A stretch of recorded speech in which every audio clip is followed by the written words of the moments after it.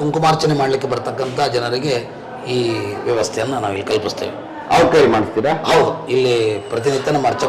ನಮಗೆ ಇದು ಒಂದು ಆಲಯದಲ್ಲಿ ವಿಶೇಷ, ಯಾಕಂದ್ರೆ ಬೇರೆ ಕಡೆ ಎಲ್ಲ ಕುಂಕುಮಾರ್ಚನೆ ನಾವೇನಾದ್ರು ಮಾಡಿಸಿದ್ರೆ ಸಂಕಲ್ಪ ಮಾಡಿಸ್ಬಿಟ್ಟು ಅವರು ಅರ್ಚನೆ ಮಾಡ್ತಾರೆ. ಹೌದೌದು, ಇಲ್ಲಿ ಆಗಿಲ್ಲ. ನಮಗೆ ಕುಂಕುಮ ಕೊಡ್ತಾರೆ. ಇಲ್ಲಿ ಅಂದ್ರೆ ಅವರೇ ಸೇವೆ ತಗೊಂಡ್ರೆ, ಹೌದು ಹೌದು, ಸೇವೆ ತಗೊಂಡ್ರೆ ಅವ್ರನ್ನೇ ಕೂಡಿಸಿ ಸಂಕಲ್ಪ ಮಾಡಿಸಿ ಅವ್ರ ಕೈಲಿ ಅರ್ಚನೆ ಮಾಡಿಸಿ ಅದೆಲ್ಲ ನಡೀತದೆ. ನಿನ್ನೆ ನಾನು ಮೊನ್ನೆ ತೊಟ್ಟಿಲು ಪೂಜೆಗೆ ಇದು ಮಾಡಿದ್ದೆ, ಸೇವೆ ಕೊಟ್ಟಿದ್ವಿ.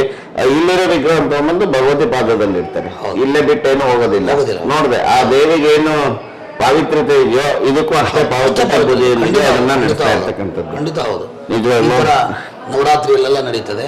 ಈ ನವರಾತ್ರಿ ಖಂಡಿತ ಈ ನವರಾತ್ರಿಯ ಇನ್ನೂ ಒಂದಷ್ಟು ವಿಶೇಷಗಳನ್ನು ಹೇಳುವುದಾದ್ರೆ, ನಮ್ಮ ದೇವಸ್ಥಾನದ ರಥದಲ್ಲಿ ಕೂಡಿರ್ತಕ್ಕಂಥದ್ದೇನು ಬನಶಂಕರಿ ದೇವಿ ಇದೆ, ಉತ್ಸವದ ಮೂರ್ತಿ, ನಮ್ಮ 6 ಮನೆತನದ ಪೂಜಾರ ಊರು ಇಲ್ಲೇ ಪಕ್ಕದಲ್ಲಿ ಚೊಳಚಗುಡ್ಡ ಅಂತ, ಚೊಳಚಗುಡ್ಡ ಅಲ್ಲೊಂದು ನಮ್ಮ ಶಾಕಂಬರಿ ದೇವಸ್ಥಾನ ಇದೆ. ಉತ್ಸವ ಮೂರ್ತಿಯನ್ನ ನಾವು ಅಲ್ಲಿ ಇಟ್ಟಿರ್ತೇವೆ. ಇಲ್ಲಿ ಉತ್ಸವ ಮೂರ್ತಿ ಇಲ್ಲಿ ಇರೋದಿಲ್ಲ, ಅಲ್ಲಿ ದೇವಾಲಯ ಸುತ್ತಾಕಿದ್ವಿ ನಾವು, ಉತ್ಸವ ಮೂರ್ತಿ ನೋಡ್ಲೇ ಇಲ್ಲ. ಉತ್ಸವ ಮೂರ್ತಿ ಅಲ್ಲಿ ಇರುತ್ತೆ. ಯಾಕೆ ಅಲ್ಲಿ ಅಂತಂದ್ರೆ ನಮ್ಮ ಅರ್ಚಕ ಬಾಂಧವರ ಮನೆಗಳೆಲ್ಲ ಆ ಚೊಳಚಗುಡ್ಡದಲ್ಲಿ ಇದ್ದಾವೆ. ಮೊದಲಿನಿಂದನೂ ಆ ಉತ್ಸವ ಮೂರ್ತಿ ಅಲ್ಲೇನೆ ಇರುತ್ತೆ. ಈ ದೇವಸ್ಥಾನದಲ್ಲಿ ಇದ್ರೂ ಕೂಡ ಮೊದಲಿನಿಂದನೂ ನಮ್ಮ ಹಿರಿಯರಲ್ಲಿ ಉತ್ಸವ ಮೂರ್ತಿಯನ್ನ ಇಟ್ಟು ಪೂಜೆಯನ್ನು ಮಾಡುವಂತಹದ್ದು ವಿಶೇಷತೆ ಅಲ್ಲೇ ಇರುತ್ತೆ. ಆ ಉತ್ಸವ ಉತ್ಸವ ಮೂರ್ತಿ ಇಲ್ಲ ಚೊಳಚಗುಡ್ಡದಲ್ಲಿ. ಯಾವ ಸರದಿ ಅರ್ಚಕರು ಇರ್ತಾರೋ ಅವ್ರ ಮನೆಯಲ್ಲಿ ಇರುತ್ತೆ. ಇಲ್ಲ, ನಮ್ಮ 6 ಮನೆತನದಲ್ಲಿ 1 ಮನೆತನದವರು ಇಲ್ಲಿ ಇದ್ದೇ ಇರ್ತಾರೆ. ಇನ್ನುಳಿದ 5 ಮನೆತನದವರ ಮನೆಯಲ್ಲಿ ಇದ್ದಾವೆ. ಆ ಉತ್ಸವ ಮೂರ್ತಿಯ ಪೂಜೆಯನ್ನೆಲ್ಲ ನಾವು ಅರ್ಚಕ ಬಾಂಧವರಲ್ಲಿ ಯಾರು ಇರ್ತೀವೋ ಅವರ ನಿತ್ಯ ಪೂಜೆಯನ್ನು ಅಲ್ಲ, ಬೇರೆ ಜಾಗ ಇದೆಯಾ? ಮನೆಗಳಲ್ಲಿ ಮನೆಗಳಿಲ್ಲ, ಒಂದು ಅದಕ್ಕೋಸ್ಕರ ಒಂದು ದೇವಸ್ಥಾನ ಬೇರೆ ಆಲಯದಲ್ಲಿ ಇರುತ್ತೆ. ಆಲಯದಲ್ಲೇ ಇರುತ್ತೆ. ಅಲ್ಲಿ ಈ ನವರಾತ್ರಿಯಲ್ಲಿ ಏನು ಇಲ್ಲಿ ಕಾರ್ಯಕ್ರಮಗಳು ನಡೀತಾ ಇರ್ತದೆ, ಅಲ್ಲೂ ಕೂಡ ಘಟಸ್ಥಾಪನೆ ಮತ್ತು ನಿತ್ಯ ದೀಪ ಅಲಂಕಾರ ಪೂಜೆಗಳು ಅಲ್ಲೇ ನಡೀತದೆ, ಇಲ್ಲೇ ನಡೀತದೆ, ಅಲ್ಲಿ ನಡೀತದೆ. ಅಲ್ಲಿ 6 ಮನೆತನದವರು ಇಲ್ಲಿ ನಮಗೆ ದೇವಿಗೆ ಪ್ರತಿ ವರ್ಷ ಈ ಒಂದು ವಿಚಾರ ತುಂಬಾ ವಿಶೇಷವಾಗಿರ್ತಕ್ಕಂಥದ್ದು. ಮುಂದಿನ ದಿನಗಳಲ್ಲಿ ಆ ದೇವಾಲಯವನ್ನು, ಅಲ್ಲಿಯ ಪೂಜಾ ಪದ್ಧತಿಯನ್ನ, ಉತ್ಸವ ಮೂರ್ತಿಯನ್ನ ತೋರಿಸೋದಕ್ಕೆ ಪ್ರಯತ್ನ ಪಡ್ತೀವಿ. ಖಂಡಿತ. ಅಲ್ಲೇನಿದೆ ಗೊತ್ತಾ, ನಾವೇನು ಪ್ರತಿ ವರ್ಷ ಘಟಸ್ಥಾಪನೆ ದಿವಸ ಆ ಚೊಳಚಗುಡ್ಡ ಊರಿನಿಂದನೇ ನಮ್ಮ 6 ಮನೆತನದವರು ದೇವಿಗೆ ಮಹಾನೈವೇದ್ಯನ ಅಲ್ಲಿಂದನೇ ಮಡಿಯಿಂದ ತಗೊಂಡ್ಬರ್ತಾ ಇದ್ವಿ. ಅಲ್ಲಿ ಮಾಡ್ಕೊಂಡು ತಗೊಂಬರ್ಬೇಕು. ಇದು ಪ್ರತಿ ವರ್ಷ ಮಾಡುವಂತಹದ್ದು ಪದ್ಧತಿ ಇತ್ತು. ಇವತ್ತಿನ ದಿನಮಾನಗಳಲ್ಲಿ ಅಲ್ಲಿ ಇರುವಂತಹ ಒಂದು ಸ್ವಚ್ಛತೆ ನಮಗೆ ಕಾಣದೇ ಇರುವುದರಿಂದ ದಾರಿಗಳಲ್ಲಿ ನಾವು ಬರಬೇಕಾಗಿತ್ತಂದ್ರೆ ಅದನ್ನು ತುಳಿದು ಬಿಟ್ಟು ಇಲ್ಲಿ ತಂದು ಎಷ್ಟು ಮಟ್ಟಿಗೆ ಆಗತ್ತೆ ಅಂತ ಹೇಳ್ಬಿಟ್ಟು ನಾವು ಅದನ್ನ ಅಲ್ಲಿ ಬಿಟ್ಬಿಟ್ವಿ. ದಿವಸ ಅಲ್ಲಿರೋರು ಅಲ್ಲೇ ಮಾಡ್ತಾ ಇರ್ತೀವಿ. ಸಾಮ್ರಾಜ್ಯ ಅಲ್ಲಿಂದ ನಾವು ಅಲ್ಲೇ ಮಾಡ್ತಾ ಇದ್ದೀವಿ. ಇಲ್ಲಿ ಅವರೆಲ್ಲ ಇಲ್ಲೇ ಮಾಡ್ತಾ ಇರ್ತೀವಿ. ಇದು ನವರಾತ್ರಿಯಲ್ಲಿ. ಇಲ್ಲಿ ದುರ್ಗಾಷ್ಟಮಿ, ಮಹಾನವಮಿ ಪೂಜೆ ಎಲ್ಲ ಏನು ಮಹಾನವಮಿ ದಿವಸ ಏನು ನಡೀತದೆ, ಮಹಾನವಮಿ ದಿವಸ ಇಲ್ಲಿ ಪೂರ್ಣಾವತಿ ಆದ್ಮೇಲೆ ಅವತ್ತಿನ ದಿವಸ ನಾವು ಅಲ್ಲಿ ಉತ್ಸವ ಮೂರ್ತಿ ಏನಿರುತ್ತೆ ಅಲ್ಲಿ ಮಹಾನೈವೇದ್ಯ ಮುಗಿಸ್ಕೊಂಡಾದ್ಮೇಲೆ ಮಾರನೇ ದಿವಸ ದಶಮಿ, ವಿಜಯದಶಮಿ ದಿವಸ ಆ ಭಗವತಿಯನ್ನ ತೆಗೆದುಕೊಂಡು ನಾವು ಇಲ್ಲಿ ಬರ್ತೇವೆ. ಉತ್ಸವ ಮೂರ್ತಿ ಇಲ್ಲಿ ಬರುತ್ತೆ ಅವತ್ತು. ಇಲ್ಲಿ ಬಂದ ಮೇಲೆ ಇಲ್ಲಿಂದ ನಾವು ಇಲ್ಲಿ ಒಂದು ಪಕ್ಕದಲ್ಲಿ ನಮ್ಮ ದೇವಿಯ ಒಂದು ಪಾದಗಟ್ಟಿ ಇದೆ, ಅಲ್ಲಿ ಬನ್ನಿ ಗಿಡ ಇದೆ, ಬನ್ನಿ ಮುಡಿಯೋದು. ಸಾಕಷ್ಟು ನಮ್ಮ ಭಕ್ತಾದಿಗಳೆಲ್ಲ ಬಂದು ಸೇರ್ತಾರೆ. ನಾವೆಲ್ಲ ಅರ್ಚಕ ಬಾಂಧವರು ಇಲ್ಲಿ ದೇವಿಯ ಉತ್ಸವ ಮೂರ್ತಿಯನ್ನು ಇಲ್ಲಿ ತೆಗೆದುಕೊಂಡು ಬಂದು ಪುನಃ ನಾವು ಬೆಳ್ಳಿ ಪಲ್ಲಕ್ಕಿಯಲ್ಲಿ ಈ ಉತ್ಸವ ಮೂರ್ತಿಯನ್ನು ತಗೊಂಡು ಅಲ್ಲಿ ಹೋಗ್ತೇವೆ. ಬನ್ನಿ ಮುಡಿಯುವಂತ ಕಾರ್ಯಕ್ರಮ ಅಲ್ಲಿ ನಡೀತದೆ. ಇದು ನಮ್ಮ ಇದೆಯಾ ಅಥವಾ ಬೇರೆ ಏನು ಪ್ರತ್ಯೇಕ ಇದೆ? ಅದು ಪ್ರತ್ಯೇಕವಾಗಿ ಇದೆ, ಅಲ್ಲಿ ಮಾಡ್ತಾ ಇರ್ತೀವಿ. ಅದು ಮುಗಿದ ನಂತರ ಇದು ನವರಾತ್ರಿ ಕಾರ್ಯಕ್ರಮ. ಮುಂದೆ ಒಂದು ದೇವಿಯ ಕಾರ್ತಿಕ ಮಾಸದಲ್ಲಿ ಬರ್ತಕ್ಕಂಥದ್ದು ಚಂಪಾಷಷ್ಠಿ ಅಂತ, ಅಲ್ಲಿ ಅವತ್ತಿನ ದೀಪಾರಾಧನೆ ಕಾರ್ತಿಕದಲ್ಲಿ ವಿಶೇಷವಾಗಿರತಕ್ಕಂಥದ್ದು ಮಾರ್ಗಶೀರ್ಷದಲ್ಲಿ ನಡೀತದೆ. ಅವತ್ತಿನ ದಿವಸ ಶಾಕಂಬರಿ ದೀಪೋತ್ಸವದ ಪ್ರೋಗ್ರಾಮ್ ಎಲ್ಲ ನಡೀತದೆ, ದೀಪದ ಕಾರ್ಯಕ್ರಮ ಅವತ್ತಿನ ದಿವಸ. ಹೌದು, ಅವತ್ತಿನ ದಿವಸ ಕಾರ್ತಿಕ ಕಾರ್ಯಕ್ರಮ ಸಮಾಪ್ತಿ ಅನ್ನುವಂಥದ್ದು ಮಾರ್ಗಶೀರ್ಷ ಮಾಸದಲ್ಲಿ ಷಷ್ಠಿ ದಿವಸ ಅದು ನಡೀತದೆ. ಚಂಪಾಷಷ್ಠಿ ಎಂದು ಬರುತ್ತೆ. ಅವತ್ತಿನ ದಿವಸ ಇಲ್ಲಿ ಅದಕ್ಕೆ ವಿಶೇಷವಾಗಿರುವಂಥದ್ದು. ಹಾಗೆ ಇನ್ನೂ ಒಂದು ಧಾರ್ಮಿಕ ಕಾರ್ಯಕ್ರಮದ್ದು ಜಾತ್ರೆ ಸಮಯದಲ್ಲಿ ಭಕ್ತಾದಿಗಳಿಗೆ ಇದರಲ್ಲಿ ತಿಳಿಸ್ಕೊಡೋದೊಂದು ವಿಶೇಷ. ಜಾತ್ರೆ ಸಮಯದಲ್ಲಿ ಏನು ಅಂತ ಹೇಳಿದ್ರೆ, ಜಾತ್ರೆಯ ಸಮಯದಲ್ಲಿ ಪೌಷ್ಯ ಶುದ್ಧ ಅಷ್ಟಮಿಯಿಂದ ನಮ್ಮಲ್ಲಿ ಕಾರ್ಯಕ್ರಮ ಪ್ರಾರಂಭ ಆಗ್ತದೆ. ಪೌಷ್ಯ ಮಾಸದಲ್ಲಿ ಅಷ್ಟಮಿಯಿಂದ ಪ್ರಾರಂಭ. ಪ್ರದೋಷ ಕಾಲ ವ್ಯಾಪನಿ ಪೂಜಾ ನಮ್ಮದು. ಪ್ರದೋಷ ಕಾಲದಲ್ಲಿ ನಮ್ಗೆ ಅಷ್ಟಮಿ ಇರಬೇಕು. ಆ ಟೈಮ್ದಲ್ಲಿ ನಾವು ದೇವಿಯ ಒಂದು ಘಟಸ್ಥಾಪನೆಯನ್ನ ಆ ಉತ್ಸವ ಕಾಲದಲ್ಲಿ ಮಾಡ್ತೇವೆ. ತದನಂತರ ಪ್ರತಿನಿತ್ಯಲೂ ಆ ಕ್ಷಣದಲ್ಲಿ ಭಕ್ತಾದಿಗಳಿಗೆ ವಿಶೇಷವಾಗಿ ಹೋಮ ಹವನಾದಿಗಳಿಗೆ ಭಾಗವಹಿಸ್ಲಿಕ್ಕೆ ನಾವು ಅವರಿಗೆ ಅವಕಾಶ ಕೊಡ್ತೇವೆ. ಅವತ್ತಿನ ದಿವಸ ಸಿದ್ಧ ಗಣಪತಿ ಹೋಮದಿಂದ ಪ್ರಾರಂಭ ನಮ್ಮದು ಅಷ್ಟಮಿ ದಿವಸ. ನಿತ್ಯಲೂ ಆ ದೇವತೆಗಳ ಒಂದು ಪ್ರತಿನಿತ್ಯ ಹೋಮ ಹವನಾದಿಗಳೆಲ್ಲ ನಡೀತದೆ. ಅದರಲ್ಲಿ ವಾರಾಹಿ ಹೋಮ, ವನದುರ್ಗ, ಅನ್ನಪೂರ್ಣಾಂಬ, ರಾಜಶ್ಯಾಮಲಾಂಬ, ಹೀಗೆ ಪ್ರತಿಯೊಂದು ಹೋಮಗಳೆಲ್ಲ ನಡೀತಾ ಬರ್ತದೆ. ಕೊನೆಗೆ ನಾವು ನವಚಂಡಿ ಹೋಮವನ್ನು ಮಾಡ್ತೀವಿ ಕೊನೆಗೆ ರಥೋತ್ಸವದ ದಿವಸ. ಅದಕ್ಕಿಂತ ಹಿಂದಿನ ದಿವಸ ಶಾಕಂಬರಿ ತಾಯಿಗೆ ಚತುರ್ದಶಿ ಪಲ್ಯದ ಹಬ್ಬ ಅಂತ 108 ತರಕಾರಿಯನ್ನು ತೆಗೆದುಕೊಂಡು ಬಂದು ಅವತ್ತಿನ ದಿವಸ ನಾವು ದೇವಿಗೆ ಸಮರ್ಪಣೆ ಮಾಡ್ತೇವೆ. ಅಲಂಕಾರನೂ ಮಾಡ್ತೇವೆ, ಪಲ್ಯನ್ನೂ ಮಾಡ್ತೇವೆ. ಇದನ್ನ ಮಾಡಿಬಿಟ್ಟು ನಾವು ಅಲ್ಲಿ ದೇವಿಗೆ ನೈವೇದ್ಯ ಸಮರ್ಪಣೆ ಮಾಡ್ತೇವೆ. 108 ತರಕಾರಿನ ಒಟ್ಟಿಗೆ ಹಾಕ್ಬಿಟ್ಟು ಮಾಡ್ತೀರಾ? ಒಟ್ಟಿಗೆ ಹಾಕ್ತೇವೆ. ಸಾಕಷ್ಟು ಆಗ್ತದೆ. 108 ಪಲ್ಯಗಳನ್ನು ಸಪ್ರೇಟ್ ಮಾಡ್ಲಿಕ್ಕೆ ಆಗುದಿಲ್ಲ, ಒಟ್ಟಿಗೆ ಹಾಕ್ತೇವೆ. ಆ 108 ಪಲ್ಯ ತರಕಾರಿಯನ್ನ ಒಬ್ಬ ಭಕ್ತರು ಇವತ್ತಿನ ದಿವಸ ಅವರಿಗೆ ಇಲ್ಲಿ ಪರಿಚಯ ಆದಮೇಲೆ, ಇಲ್ಲಿ ದೇವಸ್ಥಾನದಲ್ಲಿ ಯಾವ ಥರ ನಡೀತದೆ ಅನ್ನೋ ಪರಿಚಯ ಆದಮೇಲೆ, ಅಲ್ಲೇ ನಿಮ್ಮ ಬೆಂಗಳೂರು ಹತ್ತಿರನೇ ಒಂದು ಹೊಸಕೋಟೆ ಅಂತ ಊರ ಇದೆ. ಮೊದಲನೇ ಬಾರಿ ಅವರು ಬಂದಾಗ ಸ್ವಲ್ಪ ತರಕಾರಿಯನ್ನು ತೆಗೆದುಕೊಂಡು ಬಂದಿದ್ದರು. ಅದನ್ನು ತೊಗೊಂಡ್ಬಿಟ್ಟು ನಾವು ಅವರಿಗೆ ತೋರಿಸಿ ಅಲಂಕಾರ ಮಾಡಿದ್ವಿ. ಯಾವ ಭಕ್ತಿ ಏನು ತಂದರೂ ನಾವು ಅದನ್ನು ಅಲಂಕಾರ ಮಾಡುವಂಥದ್ದು ನಮ್ಮ ಪದ್ಧತಿ. ಅದನ್ನು ಅವ್ರು ನೋಡಿಬಿಟ್ಟು ಅವರಿಗೆ ಖುಷಿಯಾಗಿ ಇಲ್ಲಿ ನಾವು ತರಕಾರಿಯನ್ನು ತಂದು ಕೊಡಬೇಕಂತ ಹೇಳಿ ಪ್ರತಿ ವರ್ಷ ಅವರಲ್ಲಿಂದ ತೆಗೆದುಕೊಂಡು ಬಂದರು. ಮೊದಲನೇ ಸಲ ಬಂದ ಹೊತ್ತು ಸ್ವಲ್ಪ, ಎರಡನೇ ಸಲ ಬಂದ ಹೊತ್ತು ಇನ್ನೂ ಹೆಚ್ಚು, ಮುಂದೆ ಸಲ ಈ ಥರ ಮಾಡ್ಕೋತ ಅವರಿಗೆ ಇದನ್ನು ಮಾಡೋದಾದಮೇಲೆ ಆಕೆ ಆಶೀರ್ವಾದದಿಂದ ಅವರು ಸಾಕಷ್ಟು ಕ್ಷೇತ್ರವೇ ಖರೀದಿಗೆ ಆಯಿತು. ಅವ್ರ ಖುಷಿಯಿಂದ ಇವತ್ತಿನ ದಿವಸ ಎಷ್ಟು ಕ್ವಿಂಟಲ್ ತರಕಾರಿ ಇಲ್ಲಿ ತೊಗೊಂಬರ್ತಾರೆ. ನಾನಾ ವಿಧವಾಗಿರ್ತಕ್ಕಂಥ ತರಕಾರಿನವ್ರು ಇಲ್ಲಿ ತೊಗೊಂಬಂದು ಆ ದೇವಿ ಸಮರ್ಪಣೆ ಮಾಡ್ತಾರೆ. ಎಲ್ಲ ಅಲಂಕಾರ ಪೂಜೆಗಳೆಲ್ಲ ಅವತ್ತಿನ ದಿವಸ ತರಕಾರಿಯಿಂದನೇ ಆಗುತ್ತೆ. ಇದು ಅವತ್ತು ಕೃಷ್ಣ ಬಗ್ಗೆ ಚತುರ್ದಶಿ ದಿವಸ ಆಗುವಂಥದ್ದು. ತದನಂತರ ಪೌರ್ಣಿಮೆ ದಿವಸ ಏನು ನಡೀತದೆ ಅದು ರಥೋತ್ಸವದ್ದೆಲ್ಲ ಕಾರ್ಯಕ್ರಮ ಎಲ್ಲ ವಿಶೇಷವಾಗಿರುತ್ತದೆ. ರಥೋತ್ಸವ ದಿವಸ ಬೆಳಗಿನ ದಿವಸ ದೇವಿಗೆ ನಿತ್ಯವೂ ಇರುತ್ತೆ. ಅದು ವಿಶೇಷವಾಗಿರುವಂಥದ್ದು ಪೂಜೆ. ಹೀಗಾಗಿ ಅದನ್ನು ಮುಗಿಸಿ ಅದೆಲ್ಲ ಕಾರ್ಯಕ್ರಮಗಳೆಲ್ಲ ಮುಗಿದಾದ ಮೇಲೆ ಮಧ್ಯಾಹ್ನ ಆರತಿ ನೈವೇದ್ಯ ಎಲ್ಲ ಮುಗಿಸಿ ಆದಮೇಲೆ 4 ಗಂಟೆಗೆ ನಾವು ಆ ಉತ್ಸವ ಮೂರ್ತಿಯನ್ನು ತೆಗೆದುಕೊಂಡು ಆ ರಥದ ಹತ್ರ ಹೋಗ್ತೀವಿ. ಅರ್ಚಕ ಬಾಂಧವರು, ಇನ್ನುಳಿದ ಎಲ್ಲ ಭಕ್ತಾದಿಗಳು ಎಲ್ಲ ಸೇರಿಬಿಟ್ಟು ಆ ಉತ್ಸವ ಮೂರ್ತಿಯನ್ನು ತೊಗೊಂಡು ತೇರಿನಲ್ಲಿ ಕೂಡಿಸಿ ಬರ್ತೇವೆ. ಅಲ್ಲಿ ಇನ್ನೊಂದು ವಿಶೇಷ ಅಂದರೆ ಆ ಏನು ರಥವನ್ನು ಎಳೆಯುವಂಥ ಹಗ್ಗ ಇದೆ, ಆ ಹಗ್ಗ ಬರುವುದೇ ಒಂದು ವಿಶೇಷ. ಈ ದೇವಿಯ ಒಂದು ಕುಲಸ್ವಾಮಿಗೆ ಸಂಬಂಧಪಟ್ಟಿರ್ತಕ್ಕಂಥದ್ದು ಒಂದು ಊರು ಇಲ್ಲೇ ಮಾಡಲ್ಗೆರೆ ಅಂತ. ಆ ಊರು ಜನಗಳು ಪ್ರತಿ ವರ್ಷ ಹೊಸದಾಗಿ ಒಂದು ರಥವನ್ನು ಮಾಡಿ ಆ ರಥದಲ್ಲಿ ಆ ಹಗ್ಗವನ್ನ ತಯಾರಿ ಮಾಡಿ ತಗೊಂಡ್ಬರುವಂತಹದ್ದು ಅವರ ಜವಾಬ್ದಾರಿ. ಪ್ರತಿ ವರ್ಷವೂ ಅವರು ಅಲ್ಲಿಂದ ಹೊಸ ಬಂಡಿಯನ್ನೇ ಮಾಡ್ತಾರೆ. ಸುಮಾರು 16 ಲಕ್ಷ ರೂಪಾಯಿ ಖರ್ಚು ಮಾಡ್ತಾರೆ ಅವರು ಆ ಬಂಡಿಗೆ. ಅದನ್ನು ಅಲಂಕಾರ ಮಾಡಿ ಅವರು ಇನ್ನೂ ಒಂದು ವಿಶೇಷ ಅಂದರೆ ಆ ಕ್ಷಣದಲ್ಲಿ ಭಯಂಕರ ಒಂದು ಹೊಳೆ ಬಂದ್ಬಿಟ್ಟಿರ್ತದೆ. ಆ ಹೊಳೆಯಲ್ಲಿ ಅವನ ಗಾಡಿಯಲ್ಲಿ ಇಟ್ಕೊಂಡು ಎತ್ತಿನ ಗಾಡಿಯನ್ನು ತಗೊಂಡು ಅವ್ರು ಬರುವಂತಹದ್ದೇ ಒಂದು ಸಂಭ್ರಮ. ನಿಮ್ಗೆ ಆಮೇಲೆ ನಾನು ವಿಡಿಯೋ ತೋರಿಸ್ಬೋದು. ಅದನ್ನ ಅಲ್ಲಿಂದ ತಗೊಂಡು ಬರ್ತಾರೆ. ಅದನ್ನ ತಗೊಂಡು ಬಂದು ಏನಾಗೋದಿಲ್ಲ, 1 ಲಕ್ಷ ಜನಗಳು ಅವ್ರ ಹಿಂದಿರುತ್ತೆ. ಅಷ್ಟೂ ಜನಗಳು ಇಲ್ಲಿ ಆ ರಥೋತ್ಸವಕ್ಕೆ ಬಂದು ಸೇರಿಕೊಂಡು ಆ ಹಗ್ಗವನ್ನು ಹಚ್ಚಿ ಅದನ್ನು ಎಳಿಲಿಕ್ಕೆ ಸನ್ನದ್ಧರಾಗಿ ನಿಲ್ತಾರೆ. ಇದು ರಥೋತ್ಸವದ ಕಾರ್ಯಕ್ರಮ. ತದನಂತರ ಮಾರನೇ ದಿವಸಕ್ಕೆ ನಾವು ಇಲ್ಲಿ ಅವಭೃತ ಸ್ನಾನ ಅಂತ ಒಂದು ಕಾರ್ಯಕ್ರಮ ಮಾಡ್ತೇವೆ. ಆ ಕ್ಷಣದಲ್ಲಿ ನಮ್ಮ ಪ್ರತಿನಿತ್ಯ ಅಷ್ಟಮಿಯಿಂದ ಹಿಡಿದು ಪೌರ್ಣಿಮೆವರೆಗೂ ಅವಭೃತ ಸ್ನಾನದವರೆಗೂ ಚತುರ್ವೇದ ಪಾರಾಯಣ ನಡೆಯುತ್ತೆ. ಹಾಗೂ ಮತ್ತಿಲ್ಲಿ ವಿಶೇಷ ಹೋಮ ಹವನಾದಿಗಳು ನಡೆಯುತ್ತೆ. ಹಾಗೆ ಆ ದೇವಿಗೆ ವಿಶೇಷ ಅಲಂಕಾರ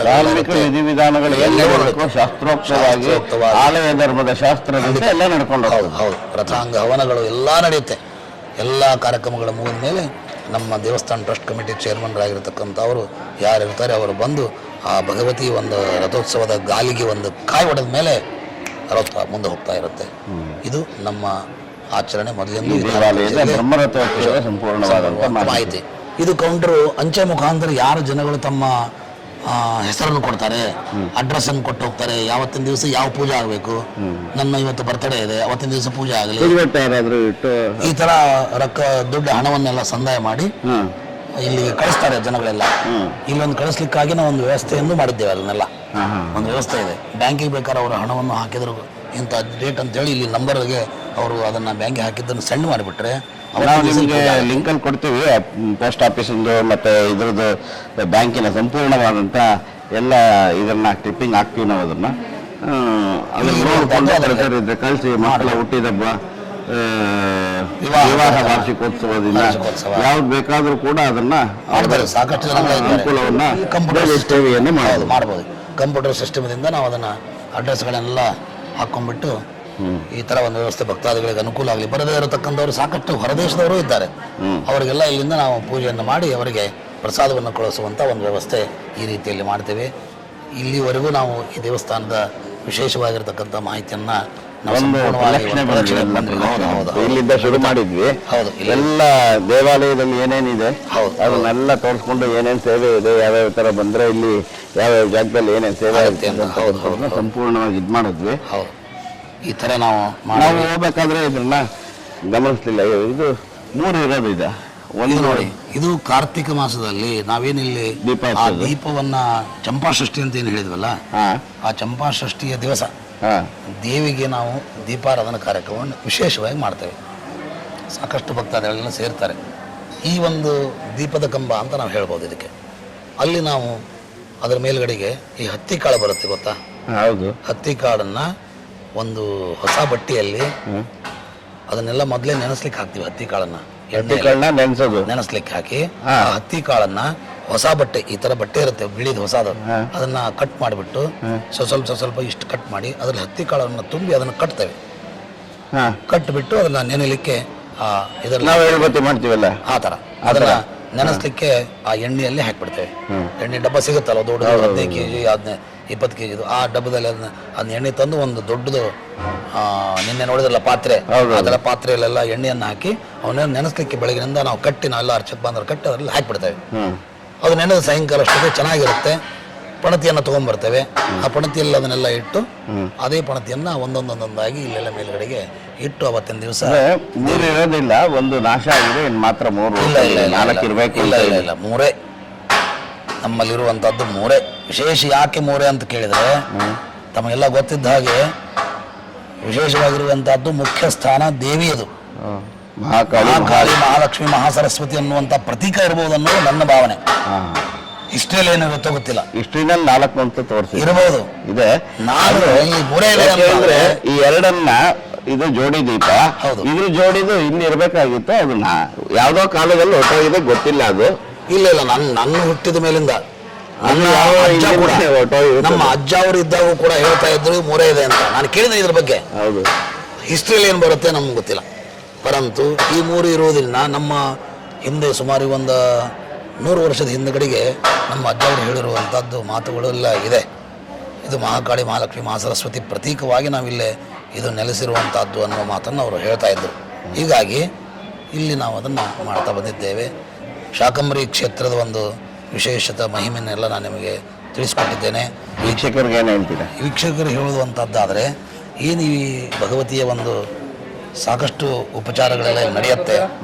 ಆ ಒಂದು ಉಪಚಾರಗಳಲ್ಲಿ ಆ ಒಂದು ದೇವಿಯ ಸನ್ನಿಧಾನದಲ್ಲಿ ನಡೆಯುವಂಥ ಪೂಜೆ ಪುನಸ್ಕಾರಗಳಾಗಲಿ ಅಥವಾ ಇಲ್ಲಿ ನಡೆಯುವಂಥ ಒಂದು ಪ್ರಸಾದ ವಿತರಣೆ ಆಗಲಿ ಮತ್ತಿನ್ನಿತರ ಏನಾದರೂ ಅಭಿವೃದ್ಧಿ ಕಾರ್ಯಗಳು ತಮ್ಮ ಮನಸ್ಸಿಗೆ ಏನಾದರೂ ಇನ್ನೂ ಈ ಥರ ಆಗಬೇಕು ಅನ್ನೋ ಮನೋಭಾವನೆ ಏನಾದರೂ ಇದ್ದರೆ ನೀವು ನಮಗೆ ತಿಳಿಸ್ಬೋದು. ನಮ್ಮ ಕೈಲಾಗಿರುವಂಥದ್ದನ್ನು ನಾವು ಇವತ್ತಿನ ತನಕ ದೇವಿ ನಮಗೇನು ಶಕ್ತಿ ವ್ಯವಸ್ಥೆಯನ್ನು ಕೂಡ ಯಾವುದರಲ್ಲಾದರೂ ಸರಿ ನೀವೇನು ಅದನ್ನು ಅಪೇಕ್ಷೆ ಮಾಡ್ತಿರೋ ಅದನ್ನು ಅಂಚೆ ಮುಖಾಂತರವಾಗಲಿ ಅಥವಾ ತಾವು ಸ್ವತಃ ಇಲ್ಲಿ ಬಂದು ನಮ್ಮ ದೇವಸ್ಥಾನ ಟ್ರಸ್ಟ್ ಕಮಿಟಿ ಚೇರ್ಮನ್ ಹತ್ರ ಈ ಥರ ಮಾಡಬೇಕಾಗಿದೆ, ನಮಗೆ ಈ ಥರ ಬೇಕಾಗಿದೆ ಅನ್ನುವಂಥ ಮನೋಭಾವನೆಯನ್ನು ಇಟ್ಕೊಂಡು ಹೇಳಿದರೆ ನಾವು ಅದನ್ನು ನಮ್ಮ ಕಡೆಯಿಂದ ಕೈಲಾಗಿ ದೇವಿ ಏನು ನಡೆಸ್ಕೊಂಡು ಆಜ್ಞೆ ಮಾಡ್ತಾಳೆ, ಅವ್ರ ಕಡೆಯಿಂದ ನಮಗೆ ಶಕ್ತಿ ಕೊಟ್ಟು ಏನು ಮಾಡಲಿಕ್ಕೆ ನಮಗೆ ಅನುಮತಿಯನ್ನು ನೀಡ್ತಾಳೆ, ಖಂಡಿತವಾಗಿಯೂ ನಾವು ಮಾಡ್ತೇವೆ. ಇದಕ್ಕಿಂತ ಪೂರ್ವದಲ್ಲಿ ನಮಗೆ ನಿಜವಾಗೂ ಮನಸ್ಸಿನಲ್ಲಿ ಇಲ್ಲಿ ಅನುದಾನ ಇರಲಿಲ್ಲ. ಮೊದಲು ತುಂಬಾ ಬೇಜಾರಾಗಿತ್ತು ನಮಗೆ. ಸುಮಾರು ವರ್ಷದಿಂದ ಅನುದಾನ ಪ್ರತಿಯೊಂದು ದೇವಸ್ಥಾನ ಇರುವಂಥದ್ದು ನಮ್ಮ ಉತ್ತರ ಕನ್ನಡದಲ್ಲಿ ದೊಡ್ಡದೇ ಕ್ಷೇತ್ರ, ಇಲ್ಲಿ ಅನ್ನದಾನ ಇರಲಿಲ್ಲ ಅನ್ನೋ ಕೊರವು ನಮ್ಮಲ್ಲಿತ್ತು. ಸುಮಾರು ಅನ್ನದಾನ ಕಾರ್ಯಕ್ರಮ ಇವತ್ತಿನ ದಿವಸ ನಡೆದು ನೋಡಿ ನಮ್ಗೆ ಭಾಳ ಸಂತೋಷ ಅನ್ನಿಸ್ತಾ ಇದೆ. ಆ ಎಲ್ಲ ವೀಕ್ಷಕರು ಇದರಲ್ಲಿ ತೋರಿಸಿರೋದನ್ನೆಲ್ಲ ತಾವು ಗಮನಿಸಿರ್ಬೋದು. ದಯವಿಟ್ಟು ತಮ್ಮಲ್ಲಿ ಭಕ್ತಾದಿಗಳಲ್ಲಿ ವಿನಂತಿ ಮಾಡ್ತೇನೆ, ತಾವು ಯಾವ ಕ್ಷಣದಲ್ಲಿ ಇಲ್ಲಿ ಬಂದಿರ್ತೀರೋ, ನೀವು ಭಕ್ತರಾಗಿ ಇಲ್ಲಿ ಬಂದಿರ್ತೀರಿ, ನಮಗೆ ಮಾತ್ರ ನೀವು ದೇವಿ ಸಾಕ್ಷಾತ್ ಭಗವತಿ ಶಾಕಂಬರಿ ಸ್ವರೂಪ ಅಂತವೇ ನಾವು ಅರ್ಚಕರೆಲ್ಲ ನಾವು ತಿಳ್ಕೊತೇವೆ.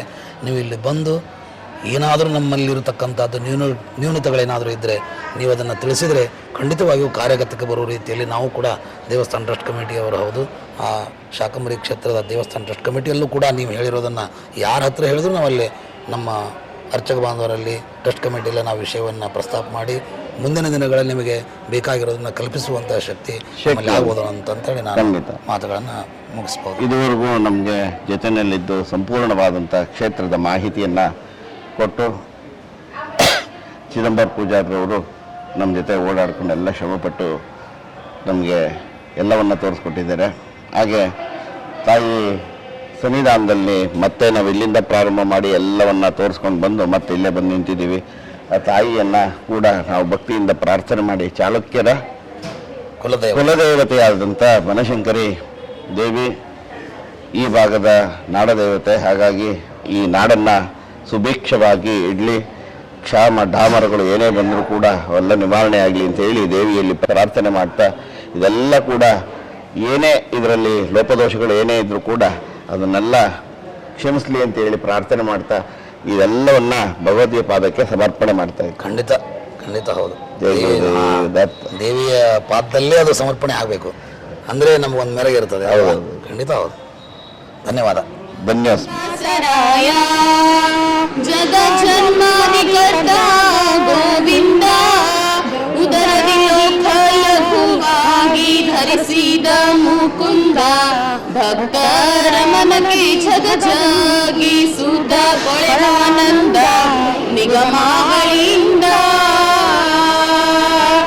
ಅಗಣಿತ ಮುನಿಗಳ ನಗ ಗಗ ಮೃಗ ಶಶಿ ಗಗನ ಮಣಾದರು ಸೊಗಸಾಗಿ ಬಗೆ ಬಗೆ ಪೊಗಳುತ್ತಲೀ ಬೇಗ ಜಿಗಿ ಜಿಗಿದಾಡಲು ಮುಗುಳು ನಗೆಯ ಮಹೊರಗ ಗಿರಿವಾಸ, ಬಾರಯ್ಯ ಬಾ ಬಾ ಬಾ ಬಾ ಬಾ ಬಾ, ಭಕುತರ ಪ್ರಿಯ ಶ್ರೀನಿವಾಸರಾಯ, ಭಕುತರ ಪ್ರಿಯ ಶ್ರೀನಿವಾಸರಾಯ, ತಡಮಾಡಬೇಡವೋ ಹೇನಲ್ಲ ವಾಕುಲಾಲಿಸೆನ್ನೊಡೆಯ ಗೋಪಾಲ ವಿಠಲ, ದೇವ ಪರಾಕುವಡಿ ನೀಡು ಭಕ್ತ ವತ್ಸಲ ಶ್ರೀಲಕುಮಿನಲ್ಲ,